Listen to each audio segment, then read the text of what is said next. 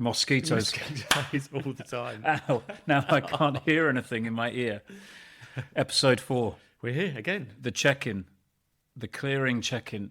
So if people listen to episode 3, we talked about different versions of this. All right, mate, short conversation all the way through to the deep dive. We thought it might just be interesting to check in. Now, typically, we made a rule, didn't we, when we started this, that we'd write a blog and then talk about the blog. But we've both had interesting weeks, and so less blog output.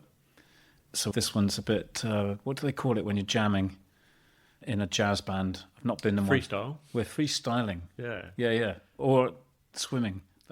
Where else do people talk about freestyling? Breakdancing. Do they? Maybe that's another thing I could pick up at my age. There we go. As I seem to be rekindling my relationship with skating and surfing. Let's check in. We do this anyway, don't we? So we meet every Friday. We do our clearing meeting. And before we get down to clearing business, we spend a period of time just freestyling and going, how is your week? What's been going on? So this is happening organically for us. I love it. And I find it really, really cathartic. Well, I'm glad you do it. It fucking bores the shit out of me. You come in here moaning every week for 30 minutes before we get any work done. Or at least we're talking about it now, though. Well, exactly. Yeah. In public. Yeah. That is a helpful exercise, I think, for us to go, okay, what are we bringing into the space before we sit down and talk about projects and things that might be 6 months away or 6 days away. It is always useful, I think, for us to understand what's been going on for one another. So we'll check in and we'll see what happens. And I know that there might be people listening to this, and at this very moment they're like, fuck this for a game of soldiers, I'm going to turn off. Mm-hmm. We'll try to pick on pick the themes up and see how that can relate more than simply a conversation between the two of us. And there's a valid reason why we're doing what we're doing as well, isn't there? You know, we said in the last podcast that there seems to be an absence of genuine inquiry and checking in amongst the male population. So we wanted to give an example of perhaps something in real life, real time, that is a genuine check-in. And we've got the time. Yeah. 25, 30 minutes-ish to be able to do so. Yeah, let's see what happens. Yeah. So how are you, mate? I'm right. I'm fine. That's it, isn't it? Brilliant. That's a wrap. This show was sponsored by brevity.com. All right, mate. There must be a brand called All Right, Mate. There is now. Over the past few days, what's been appearing for you? What's been going on? You've had a different type of week. Yeah, absolutely. Yeah. So my wife is away. So today's Friday. Tuesday night, we said our goodbyes to her. We saw her Wednesday morning very, very briefly, but she's flown to Malaga for a 5-day yoga retreat. Okay. So she's out of the house, not out of our lives. And it's myself and my 2 young boys, 6 and 9 years old. And they've got school. We've had some interesting stuff happening with the eldest one, which is entertaining. And I couldn't help but smirking when the teacher was having a conversation with me. Let's unpack this a little bit, shall we? So this week, whilst my wife is away, I'm dad. I'm taking full responsibility as parent. Your mum and dad? I'm mum and dad. You should see what I'm wearing underneath this table. Fair enough. Yeah. And so on Wednesday, the day that Nicole had her first day in Spain, I get pulled over by the teacher at the end of the day. Can I just have a quick chat about your son, please? The youngest one doesn't want to leave my side. He's curious. The eldest one, the one we were about to talk about, has buggered off and is kicking a ball around the playground. That's fine. So the teacher said, we need to talk about some stuff that's happening in class. Last week we got pulled in because he was fighting. Okay. And he's not a fighter. He's a lover, like his dad. And what was happening is that he was protecting one of his mates. And so he was standing up for one of his mates who was being bullied by another kid in the school. Bodhi stood up for him, and he does kickboxing. Our son does kickboxing. We encourage them to be active in their physical exercise, but also learn how to look after themselves. So this boy got put to the floor. That's not a dick swinging competition about my son or your son. So last week was about fighting. This week was about inappropriate language, including swear words that are being used in the year, and also adult language that's Right. being used in the year. And the example the teacher gave to me was, Bodhi said this to one of the other kids. 2 girls in the year heard it and they reported back to their parents. So there's been a formal Right. So complaint. there's been a circle. Yeah, it's been upgraded. And the phrase was, and I was trying not to smirk at the teacher at this, and it just brought me back to when I was a kid Right. and being told off by a teacher myself. So Bodhi had said, suck on this juice, baby, pointing down to his trouser department while speaking to another boy. They're peacocking in their year. They're 9 years old at the moment. They're peacocking in their year. There's a lot of rivalry. Who's the strongest? Who's got the fastest this? Who's the best den builder? Who's got the best Pokemon? It's what 9-year-old boys do. Yeah. It's pretty primeval. Yeah, and it's going to happen. I was entertained by it, but at the same time realised the seriousness of this accusation, and it's being escalated again. And for the second time, he might be brought into the head teacher's room. So that's been a little bit interesting. Being a solo parent, mum and dad, I've had to change my work around a little bit to accommodate what's happening. So I haven't been in clinic as much as I would do. And I've started a new course. I'm training in internal family systems and somatic traumatic therapy as well. That's a mouthful. It certainly is. Let's rewind a moment. In that situation, teacher, challenging conversation, in the normal or typical family dynamic, how would that have unfolded? And how was it different because one member of the team was absent? Yeah, great question. So I pick up the boys once a week. The teacher did say, have we met before? Okay. We haven't met before. And she thought I'd maybe come to a parents' evening. So my wife would pick up the boys 4 days a week. I'm there 1 day a week. So already the dynamic between the teacher we'd never met before was a little bit interesting. Normally we would come back home. My wife and I would chat about what's happening, what we've been told by the teacher. And we would always have a conversation with our boys about what's going on. We're very, very transparent. Again, I'll give you another example in a moment about something else that our eldest son had asked of us, and we had to then question where he's hearing this language from. So we would normally discuss this, my wife and I, and then bring the boy or the boys in who are involved in whatever's going on. Yeah.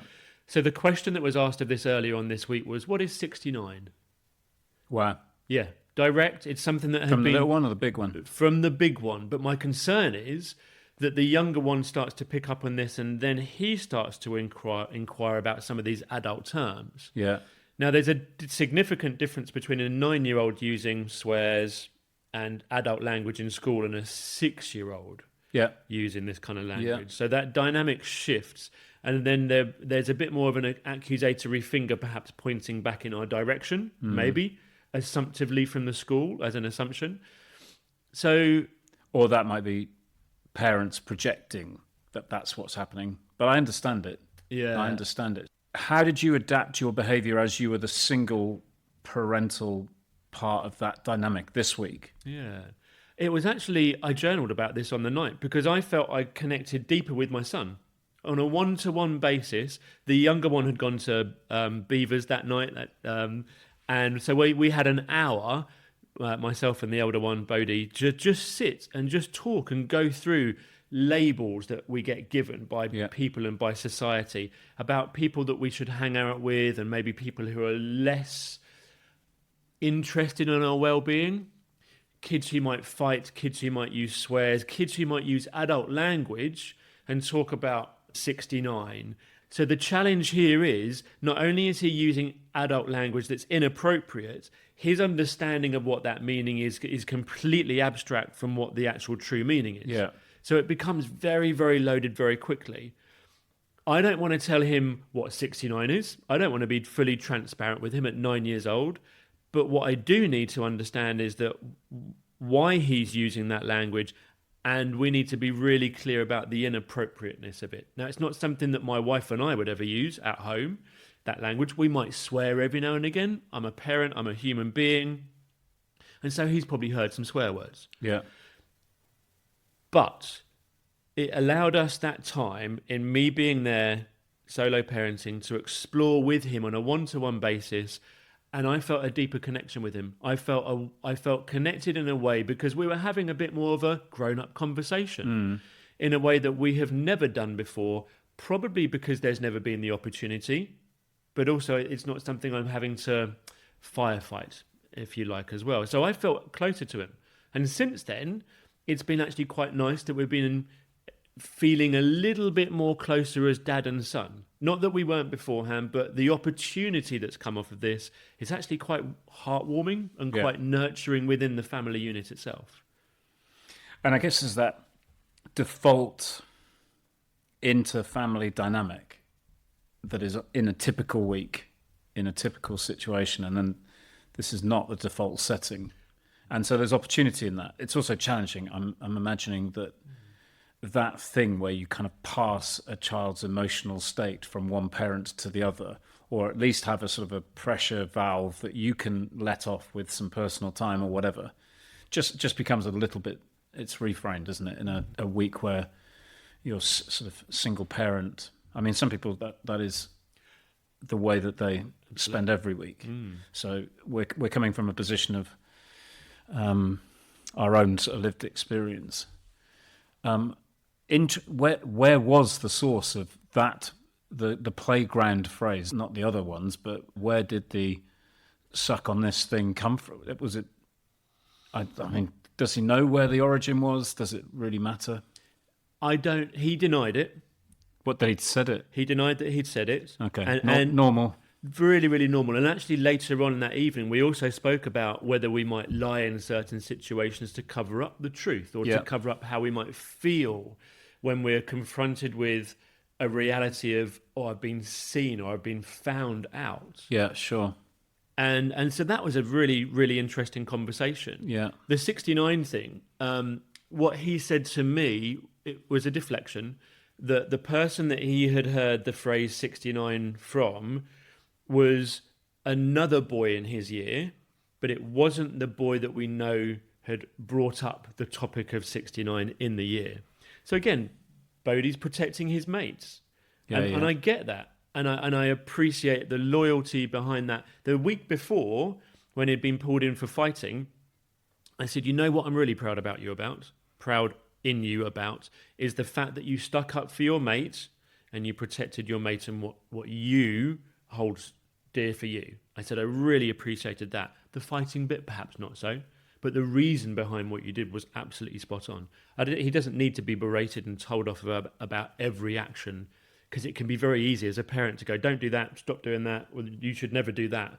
You're now grounded, you lose your screen time or your tablet time. Got to be a little bit more mindful here. Fascinating times, isn't it? I mean, it could be 1,000 podcasts just about parenting and the journey that young people are taking and we are taking with them as we learn to be parents. And they adapt to be older children and then young adolescents, and that expanding of their worlds from seeing their mother's face, mainly, not always, but often, to family, to potentially nurseries, through to potentially this school, and then the dynamics and the social dynamics. I mean, it's fascinating and challenging and sometimes entertaining, sometimes really quite hard work. So, home alone parenting. Mm-hmm. What else has been appearing for you this week? So I said about it's important, and I said this to you today when we showed up as well. For me, it's important I make time and space for my self-care, particularly this week when I could easily be depleted. So I make a really important note in my day to make time for myself. That might be exercising, mindfulness, hanging out with mates, an opportunity to chew the fat like this as well. That I've started doing a new type of education. I'm learning something else in my life now as well. It's been a few years since I've taken on board any new type of education or new type of learning. And so that was really nice sitting in that space, talking about trauma, really nice talking about trauma, but trauma-informed therapy, and how I can see that this will be beneficial in me unpacking my own shit. And if we use the thread we've already used and not passing that on to my boys, Yeah. but also helping my patients to deal with a condition that is incredibly traumatic and that male pelvic pain may have even been triggered by some kind of trauma that's happened either relatively recently or perhaps much earlier in their life that has led to some of the onset of their symptoms as well.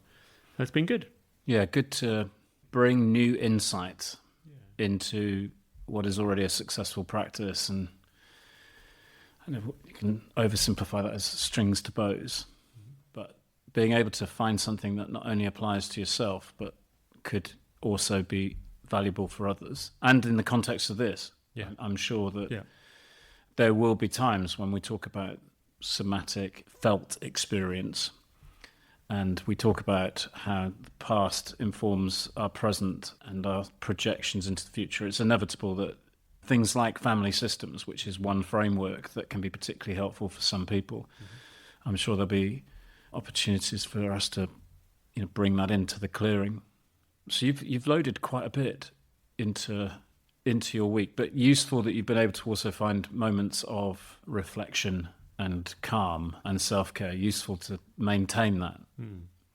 I always admire that whatever life is serving you, both you and Nicole, I think, are disciplined in protecting your shared space, your family space, and also your personal space through the week.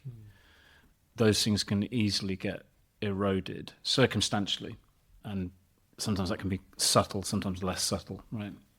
But as an observer, not that I spend my time observing how your family is behaving all the time, but from what we talk about, I sense that there is a discipline to ensuring balance. When you get it right. It's not always right, and that's part of navigating life itself as well. But we have an intention that we set that means that we've got more resources to show up with a little bit more of the time. It's not ever perfect, and I'm okay with that as well. But yeah, we try and set a good example for our boys and for our patients that we work with as well. I get that. How's your week been? What have you been up to? It's been a challenging week in some part. I think that there's been a dualism to my week.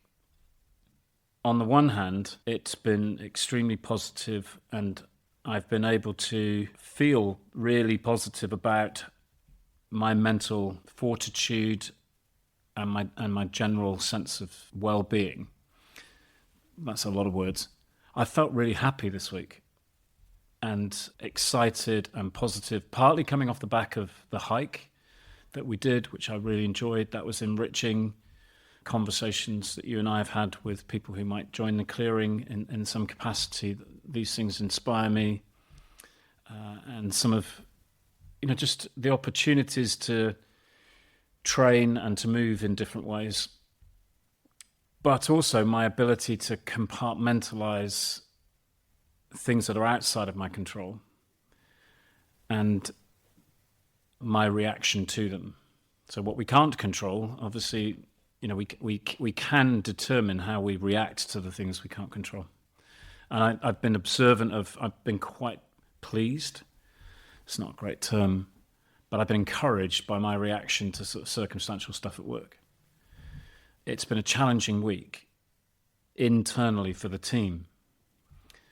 And we are facing a really successful, flourishing period, but it is not without its challenges. And some of that is surfacing in sort of our cultural norms and our behaviours and our interactions. And that has made me question what value I'm adding to that. And this has been a long-held insecurity that I have, that if I'm not seemingly adding value to others, i.e. if they are not reflecting back that I'm adding value, or there's a question as to what the fuck am I doing, then I can sometimes take that deeply personally.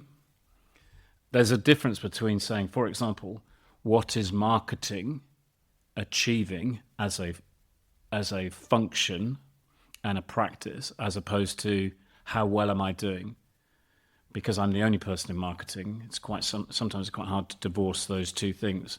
And so I've had to be very mindful to try to manage that, sometimes well, sometimes less well this week.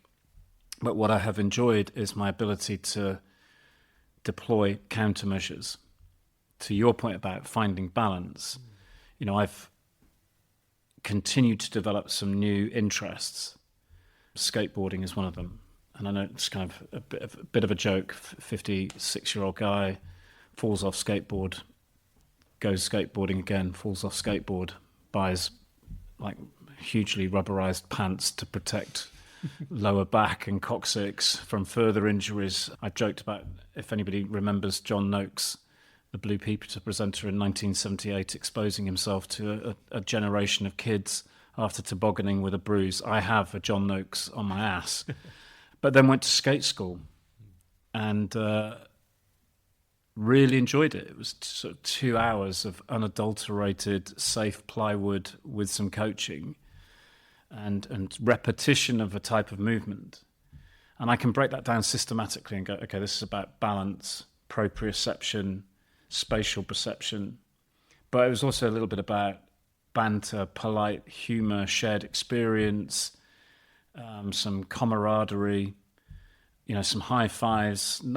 There were people who were competent and there were lots of people who were incompetent, but we were kind of collective together. I expected to walk into a room full of minions and be tripping over kids on scooters, but actually it was a load of middle-aged men and a couple of non-males rekindling their relationship with something that they probably did years ago. And that I found really beneficial. I think for me, at the heart of that was I'm affording myself the opportunity to play. I was going to say, there's joy in what you're saying, isn't there? An opportunity totally. for joy. And I think circumstantially, it's interesting, you talk about your boys, you may inadvertently do this as parents. I did this inadvertently as a parent, but I think societally we do this, like, don't touch that.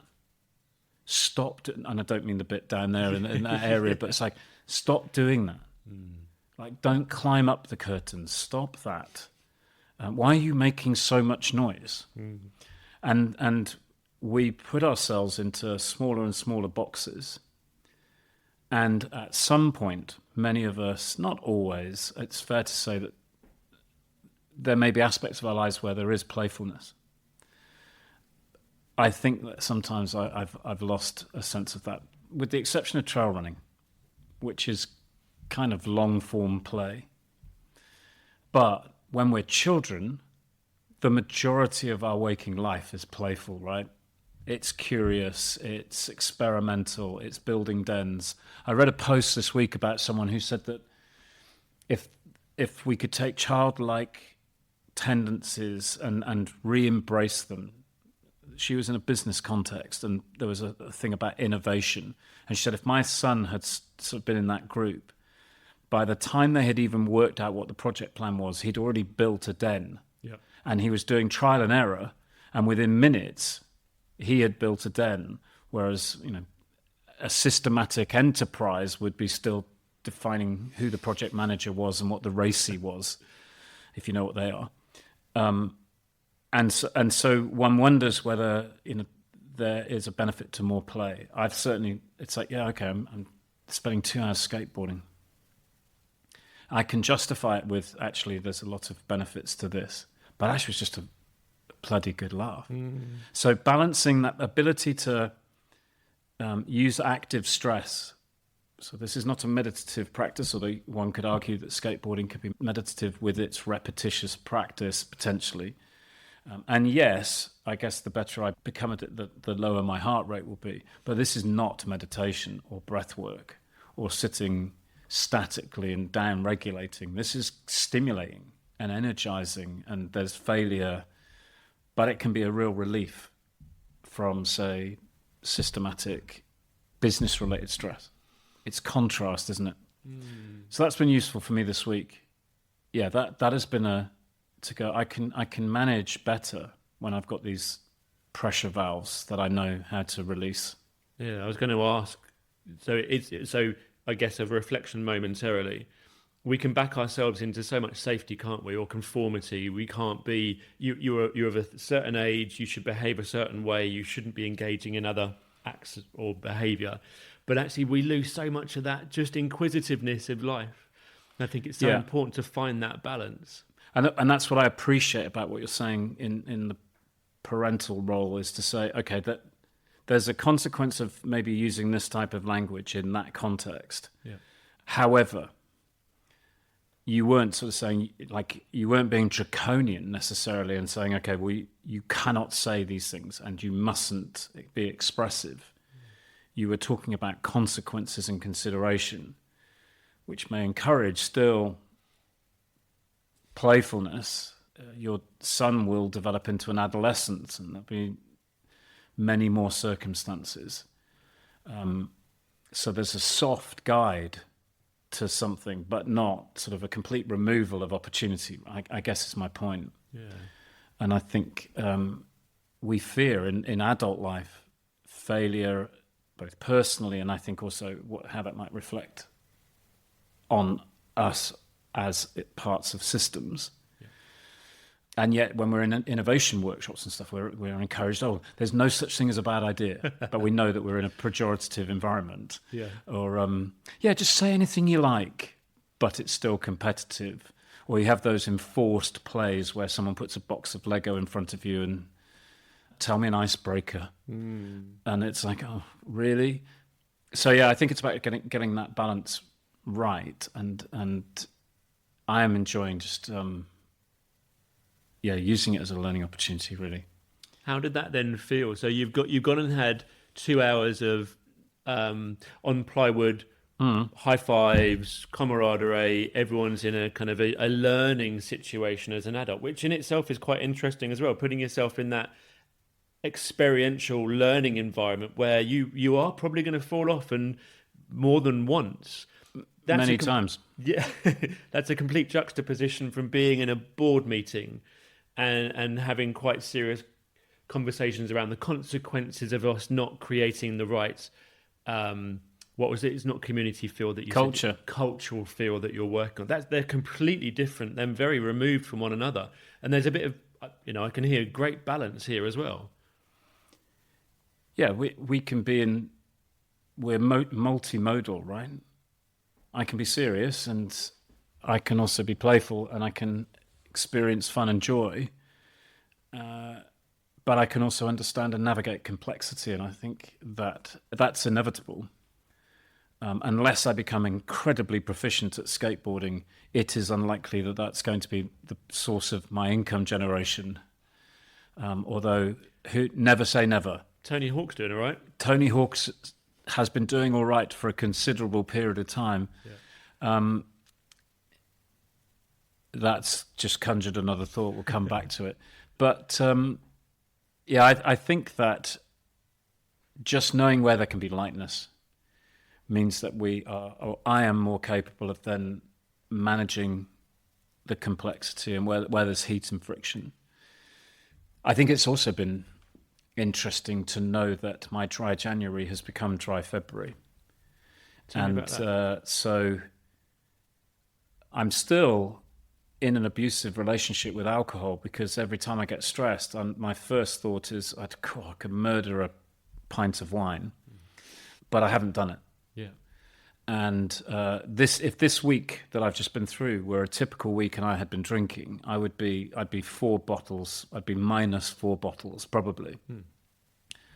And I'm not going to be unkind to myself with that. It's just a fact. But I would have probably gone to the pub a couple of times. In fact, I probably would have taken the entire company to the pub on Wednesday afternoon because fuck this for a game of soldiers. Let's just go to the pub. And that might have been the right thing to have done in that moment, retrospectively thinking about it. But not having that crutch has meant that I've had an opportunity to use training and experimentation and learning as another way of managing my well-being, and also to be clear. That's been interesting to go. Okay, I'm reasonably clear. I might wonder, it's probably a rhetorical point, but whether I've been as tolerant. tolerant of to... of circumstances and other people's interactions. I wonder whether I can see things more clearly now that I'm clearer, and so therefore I can see things a little bit more black and white. Sure. Because it's like, okay, this is not going well. Something, a circumstantial thing. Normally, I would just anaesthetize that friction with a little bit of alcohol. In the absence of that, it's like, okay, this thing needs to be managed in a different way. Therefore, what's the cause? Because I'm not anaesthetizing the symptom. I'm trying to bring that back into what you do as a professional practice. But it's like, okay, what's the causal thing here? And normally when I drink, I don't go to the cause. I just anaesthetize the symptom. We're not interested in the cause. Because you're just like, oh, I'll have a drink. And then you go out the following day and it's like, systematically you're in the sort of same churn. And it's like onwards, onwards, onwards. And this gets people into ruts. And it can get people into long-term ruts. Yeah. So I found that interesting, where it's like, with clarity may come the need to make changes because we're reacting in a different way and we may have different levels of tolerance. Not lesser, just different, because the crutches that we're using are not there. No, you have a different resource then, don't you? You're pulling from a different pot at that particular point. I've done dry January. It's now into February as well. And how are you finding that? Because there are definitely pinch points, aren't there? Moments of, for fuck's sake, it would be so much easier. I've had to deal with 69 conversations at school, and it would be so much easier to just crack something open or go for a smoke. Yeah, inevitable practices that are well practiced. Yeah, historically, but it's. There's a stopper. There's a question as to, will this actually serve me? Do I need this right now? Yeah. Interestingly, because I kind of put in these opportunities to skate across plywood, I didn't think about alcohol. The question was just going to be, am I going to skate or not skate? Not, am I going to drink or not drink? So I think in time, for me, it doesn't become a question about whether or not I'm drinking or not. It becomes about the thing that I've replaced it with and whether I'll do that or not. I see that as a positive. Yeah. It's like, okay, the things I know that are joyful and fill me with energy, whether that be strength and conditioning training or going for a run or being with a friend and having a chat or skating with friends or whatever it might be, those are the things I'm looking forward to at the end of the day, more than previously this kind of bottled 14% friend who I was quite reliant upon. So I think that, and again, I'm not saying never say never. I'm just saying that I'm reframing my relationships with people and circumstances. Yeah, there's reinvention there as well, isn't there? It's a lot easier. I had a friend this week I was having a catch-up with and a check-in with, and we were speaking about our dry start to the year. For him, he needs a punctuation to his day, something that defines that was the day, work, family, other, and there's the punctuation that signifies that day as it was is no longer. No more sponsorship from a needy dishwasher. I'm here. We know that episode 5, the dishwasher will not be a part of it. Well, hopefully we'll have more dishwashers because our sponsorship would. There'll be so many dishwashers. Exactly. Yeah. The punctuation at the end of his day, he still needs something cold and fizzy and something that he can have in a can. So the symbolism of it is still there. What's interesting, and I would echo this myself in my coping strategy, or not coping strategies, my ability to pivot a little bit and have fun in a different way that doesn't come in a 14% bottle, is helping to fill that space. It's adding a different option that's in there. There's a different punctuation now. And I think that's really important and very, very helpful if looking to change a habit or a behaviour, even if only temporarily or exploratory. Yeah, yeah.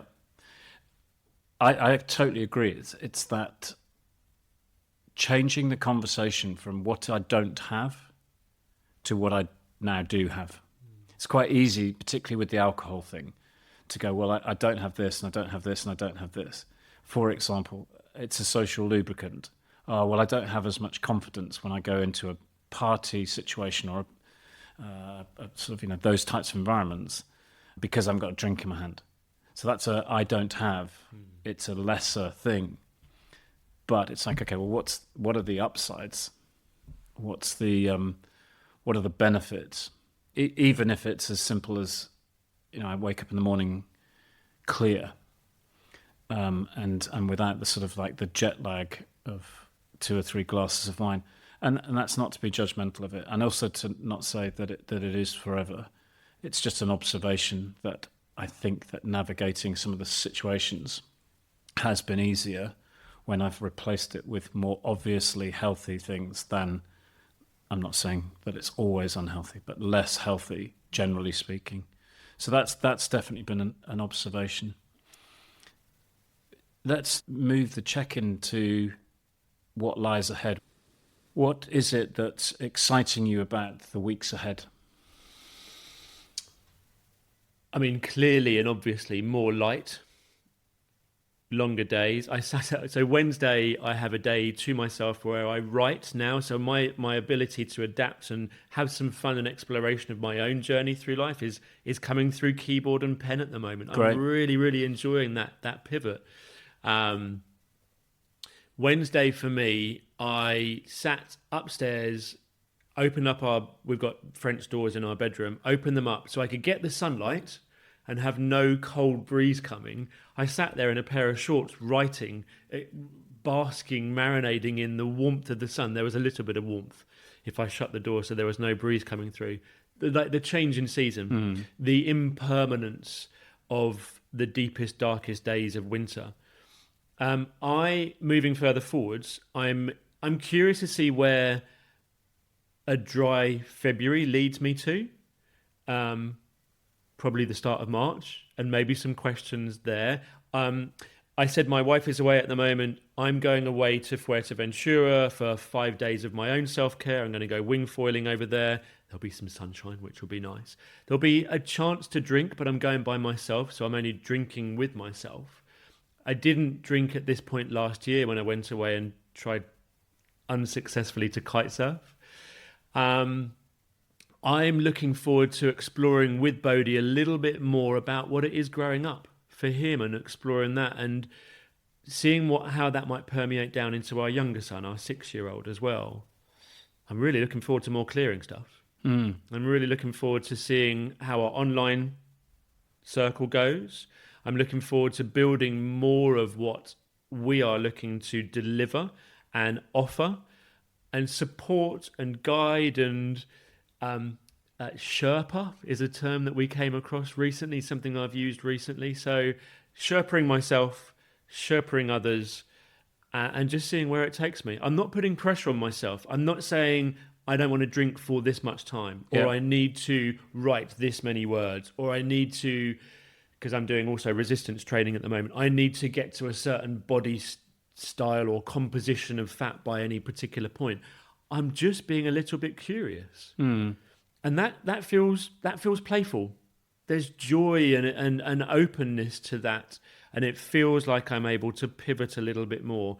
And it doesn't mean that's purely come off of, right, 2026 is my year, I'm going to do it. This journey's been happening for probably 2-3 years now. This slight variation in habit and behavior, attitude, reaction, response, coping or not coping, filling in the void. That's where I'm at. What about yourself? Time with my daughters. I spent some time with them last week. More time imminently ahead, which is always it's such a pleasure to see them thriving, to see them navigating sort of their own situations and circumstances. My daughter this week told me proudly the eldest daughter had just received exam marks for her, she had exams. She's a first-year environmental science student at Manchester Met. And she put a lot of work in. She's incredibly diligent and got a first, but not only got a first, got the highest score in her year. And so she's proud of herself, which is really positive. Obviously, I'm a proud parent, but that she can internalize that is really encouraging to hear. Similarly, the younger daughter is just flourishing, and what I love about her is her sort of her thoughtfulness. She gave me a Christmas gift, and somewhat, or it's almost irrelevant what the gift was, but the gift in the gift was that I knew that she had been thinking about me over the Christmas period. We weren't together for it. However, she'd also walked into a Lego shop. I don't think she's ever been in one before, unless she went as a child, but she certainly hasn't been in one for like 20 years, and went in to try to get Dad some Lego. Bless her. But I think even more thoughtfully, she had wrapped it. There's an artist called Anthony Burrell who does typographic posters. People can probably see in the background here that I quite like typographic posters. He's very famously done one that says, "I like it, what is it?" Just as a piece of typography. And she'd bought that as wrapping paper and wrapped my present in it. And it was that acknowledgement. I know that she really put some thought into that, and that she is thoughtful is what I delight in. You know, she's developing into a thoughtful person who is paying attention to, you know, the things which are important in life. So to spend time with those two, I'm really looking forward to it. Going back up to Manchester next week, meeting a charity who I've always promised to support in what they are doing. And that's taken a long time for that particular conversation to happen, for reasons pertaining to the fact that it is a charity that represents incredibly high-risk people in a very complex situation. There are, you know, opportunities developing, which I'm super positive about. I'm looking forward to spending time in the sea. I'm looking forward to spending time on plywood and finding that balance, pun intended. But to go, okay, life is always complicated. Life is not equilibrium. Just as I think with neurodiversity, I'm not sure that there is normal. I'm also not sure that there's ever a point in life where it's like absolute. I think there are good times where, generally speaking, things are facing forwards, but a lot of life was sort of spent sideways. And then it's about how do you manage with that. So if I look through February, including another operation, physical, surgical experience that I've elected to sort of undertake, it is going to be about how I manage that. And I'm looking forward to that. Like you, I'm really looking forward to seeing more things happening in the clearing. You and I have talked about the clearing code, or codes, these kind of fibers of the DNA of thought and clarity. And we wanted to sort of present that as thought starters for people. And we have a way of making those happen that's been quite creative. And so I'm looking forward to like taking the next step on that and starting to get some of that stuff into the public realm. Tomorrow we have another thing that started, which is a men's strength training class. Rob and his co-founder, Matt, who might be there, who own 3 gyms actually in the local area called Ascend Performance. They opened in Shoreham. And he very kindly has said that we can have a sort of a gathering of men, albeit at 6 a.m. in the morning, on the first Saturday of every week, of every month. So there's an opportunity to meet, to do some training together, which will not be performative. This isn't the competition and sport of high rocks. It's simply moving dynamically together and encouraging one another, but there may also be an opportunity for conversation, which goes a little bit beyond, how's it go, mate? Nothing wrong with that. Yep. But I think we might go a little deeper, have a cup of coffee afterwards, and then some people will join us for breath work. So, by 9 o'clock tomorrow morning, I'll be both tired, but I know also encouraged and enriched by that opportunity. So there's lots of these experiments. And you're right, this week was something that felt familiar, as if it were spring. It might have been a false start, But it does go to demonstrate. I noticed that I was noticing the other day that I was walking to the station and it was lighter. And it reminds me that in any situation, this too will pass. So as it is in my work, that's a hard lift. That's okay. This too will pass. My operation will be challenging to recover from. It's evasive, but nevertheless, every day as I improve will be a day that is lighter and easier. Might keep me off the skateboard for a couple of weeks. Those two things may not combine well, but yeah, looking forward and to our continued discussions. Be fascinated to know like what this conversation evokes for people. If anyone's still listening. If anyone's still listening, that's a good point. What does it evoke if they were checking in, whether it's in a systematic way, what's happening, and what does that mean, and what does it feel like, and what would different from that feel like, and how is that different from how you felt about something before, and to use that curious second, third, fourth, fifth question to go, okay, let's prise into this and see where the gold is. There's an old consulting model. I think it must be old because I used to use it a long time ago, so therefore it's old, which was ask 7 questions, the 7 whys of consulting. Why? And it can get very annoying. But in curiosity, it's like, okay, what lies behind that? What lies behind that? How does that make you feel? But that would be a long-form podcast. Maybe next time? Maybe next time. I've got one final question before we go. What was the Lego you got? Oh, that's a great question. Star Wars. Yeah. So, big tick. Yeah. It's representative of something really beautiful between my daughter and I. It's incredibly thoughtful. It's not the Death Star, so she's got work to do. Another 25 shifts at Nando's, and my birthday present will be amazing. I'll start giving her hints. Yeah. She's not going to be listening to this.